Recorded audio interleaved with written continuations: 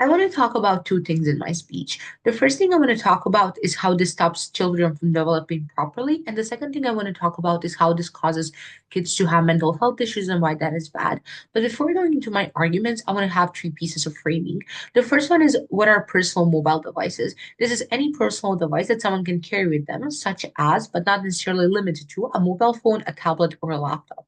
Secondly, we believe that even if we are banning kids under 18 from using this doesn't mean that they're going to be electronically illiterate. They're still going to have school classes in schools in which they are taught how to use electronic devices. This is like firstly because the government has an incentive to learn to teach you how to use them because they want you to participate in the global economy and like modern day economy which requires these skills. But secondly, we see this happening around the world. But thirdly, know that these educational classes are good and they're like opposition cannot claim that they're also harmful because programs are going to be led by teachers, are going to be organized by ministry, and these bodies are going to make sure that kids do not have any access to harmful content on the phones that they do use during their classes or that they are taught to use in school. So firstly, I want to talk about how this stops children from developing properly and how increased usage of electronics stops them from developing in a healthy way. So how do children use phones these days? Firstly, they get it from early age because a majority of parents are employed and they need to work really hard in order to afford to live and afford basic things in their life. And this is why they give their kids phones. It is completely normal to give your a young child a phone because you either have to work. Once you get home, you need to cook dinner. Once you do that, you need to relax a bit. And it is easier for you to give the child a phone than to have to take off two things simultaneously. Secondly, know that the majority of parents are bad at controlling their kids' phone usage because they're old and they're not up to date with what their kids consume because social media changes so rapidly, and a majority of adults didn't have their phones when they were kids. Thirdly, kids then get addicted to phones for two reasons. One is dopamine that they get from content that they watch. And the second reason is that they get addicted to getting new stimulus every 15 seconds. Because note majority of content is short form and it's simplified so kids can understand it. Meaning that they're rarely consuming educational content. They rather spend their time scrolling on their phones mindlessly, getting something new every 15 seconds. This addiction that they develop is really bad for them in the following ways. The first one is that since they're scrolling mindlessly, parts of their brain are not developing and they have a delayed development in their motor skills, meaning that a lot of kids today struggle writing, struggle with reading, etc. Secondly, since they have a shortened attention span, they're doing worse in school because it is difficult for them to follow classes that require you to have a good attention span. But they also struggle with homework, learning at home, working with their parents at home on their schoolwork because they're used to getting something new every 15 seconds. So it is hard for them to read long paragraphs, etc. Thirdly, they spend the majority of their day on their phones, so they don't really learn how to engage with other children. This means that they have a harder time finding friends. They're more isolated and they feel more lonely and have no one to share their emotions in their life with in real life. Fourthly, since they also spend the majority of their time home on their phone, this also means that they have less time for family because they are scrolling on TikTok, Instagram, etc., which means they are also have less close connections with their family. And fifthly, kids oftentimes isolate themselves in their room, meaning that they do less physical activity, go out, etc. And this is bad for both their physical and mental health.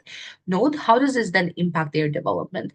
The first thing is that they do worse in school and struggle with fundamental skills, but also school boards them, so less kids are interested in school and their education. But also, once they get their phones young, they usually struggle once they enter school.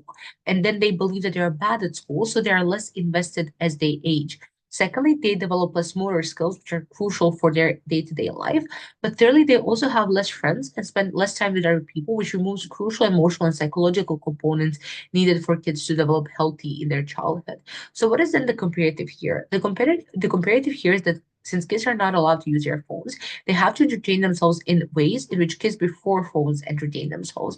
They have to go out and play. They have to play sports, which is good for their physical but also mental health. They have to read, they have to write, they have to color things, which develop different parts of their brain and increase and better their motor skills. But secondly, they also now have a wider attention span because everything that they consume on proposition requires patience and is more long term. They're getting used to waiting for gratification to happen. And this is why it is easier for them to read a long book and then get that A, because that A is what they're focused on. And they're able to wait a bit longer until they get a reward for something. And they're not used to getting a reward in form of content every 15 seconds.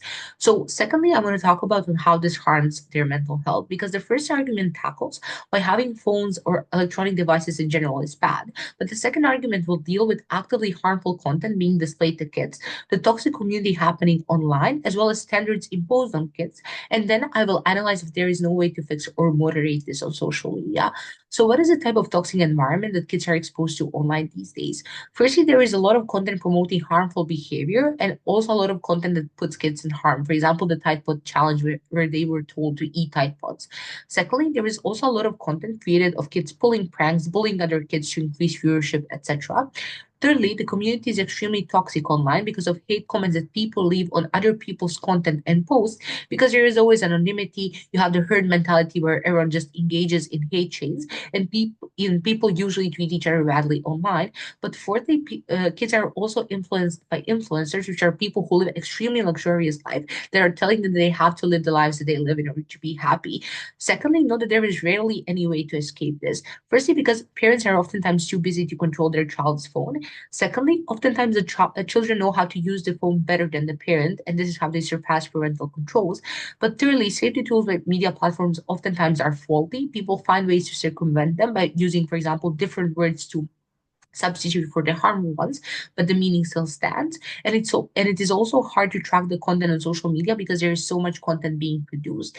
Meaning that the impact of this is that oftentimes this leads to the child being in a toxic environment where people bully each other, where the child is surrounded with hatred, and where the child may be bullied themselves.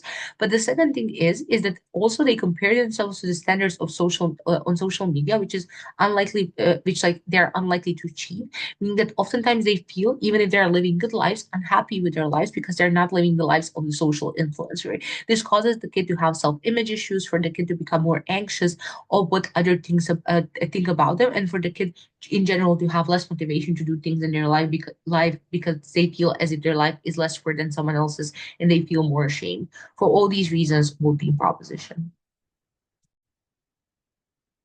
The internet grants people unlimited information and a safe space where they otherwise would not have one. Firstly, on setup. We believe that mobile devices with internet access should not be banned for people under the age of 18. In other words, if you are under the age of 18 and you have a personal mobile device, we would allow you to keep it and we would not take it away from you. So this looks like tablets, laptops, mobile phones, anything that can access the internet that is mobile and can keep on your person. Instead, we would support regulations on adult regulated content or adult oriented content rather. So things like verification on social media platforms, mandating parental controls on personal mobile devices owned by people under 18. We would note a couple of things. The first thing is that this obviously does not impact devices that can't access the internet. So if your device, like for some reason, can only access like Microsoft Word, that probably doesn't impact this. It is not impacted in this debate. But the second thing is, we believe that these regulations are possible because this motion is unique in that it presumes already that we know which people own which devices. Because it would be impossible to enforce this ban if you don't know that which devices are owned by people under 18. So we are simply using that information differently. So given that we know that people under 18 own this section of devices, we would simply not ban them. Instead, we would just install the regulations directly, again, because this motion presumes that we're able to identify them properly. Two arguments in the speech. The first argument is just to explain why this is helpful for learning. The reason why this is important is because, quite simply, the vast majority of people who are under 18 are people who are studying, whether they are in middle school, grade school, high school, or even about to enter college.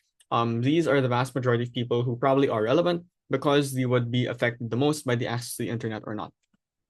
We would note that there are multiple ways by which traditional learning, so things like textbooks, in-person learning like classrooms and the basic teacher lecture model, are quite inefficient or not effective in teaching a lot of students inside a school.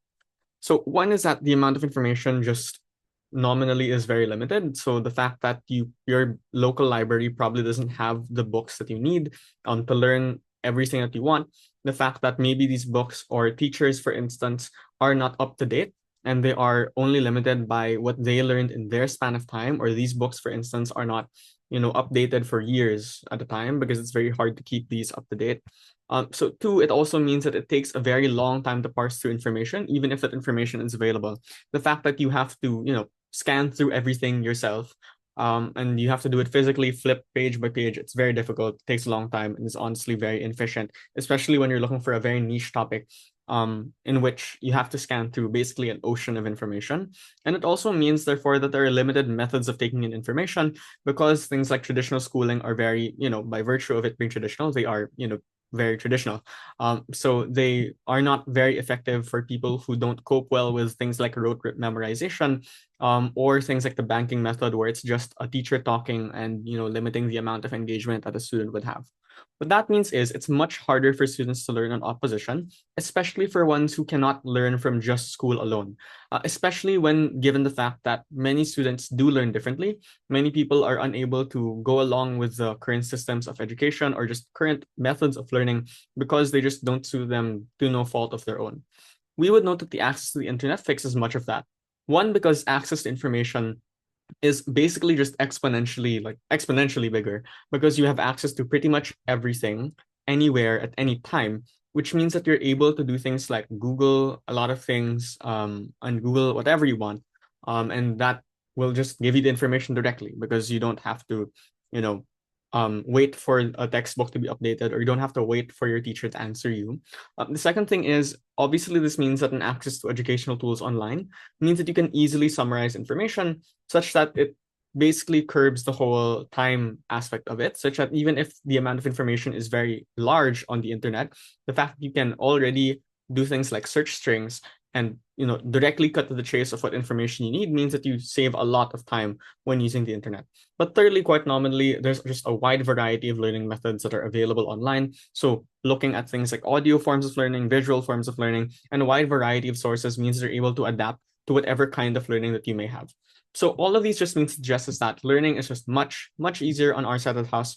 And we would note that it's not a case of either or. Obviously, the types of or modes of learning that opposition has are also available on our side. So you just have more optionality that accommodates far more individuals on our side, versus on their side, you don't accommodate many people who otherwise would have benefited from online modes of information. The second argument here is just that online spaces are good for people. So we would note that many in-person spaces have become increasingly inaccessible. The fact that in-person events are still recovering from the pandemic, the fact that it's hard and expensive to maintain physical spaces means that a lot of people who just need spaces to be themselves, or just don't or need spaces to like inculcate their own interests, just don't have that under the house. We would note that on our side, the internet gives you access to these spaces, which means A, people can cultivate their interests. So for example, if you want to know more about, like an interest that you have, or you don't know something about a particular area of interest and you want to know more about it, you're able to learn about it on our side, which means that people generally are able to enrich themselves in things that make them happy. But the second and more important thing is that this is especially important for people who are in vulnerable contexts and are stuck in niches. So for example, if you are a minority in a community, or if you're someone who is in a not so loving home, or if you are someone with no friends because you are bullied at school, these people now have an opt-out on our side when otherwise they would not have been able to do so or have one. So for instance, the fact that you're able to join an online community because you don't have any friends and you don't have any way to feel less isolated as is, which means on their side of the house, it's very important, right? Like these people just stay stuck in their ruts. They don't have any people to give them a support system. These people are alone and don't have any means of being able to connect with people. Versus on our side, sure, you may not know people to the same degree as you would a physical friend, but the fact that you're able to connect with other people or just access things that make you happy means that these people have some sort of alleviation from that suffering when otherwise they simply would not have been able to do so. These are things that are very, very important for people, and it's very important that we make sure that these people stay safe. All in all, we explain that these things are beneficial, and even in the most vulnerable of contexts, we would suggest that they are necessary. For these reasons, you must propose.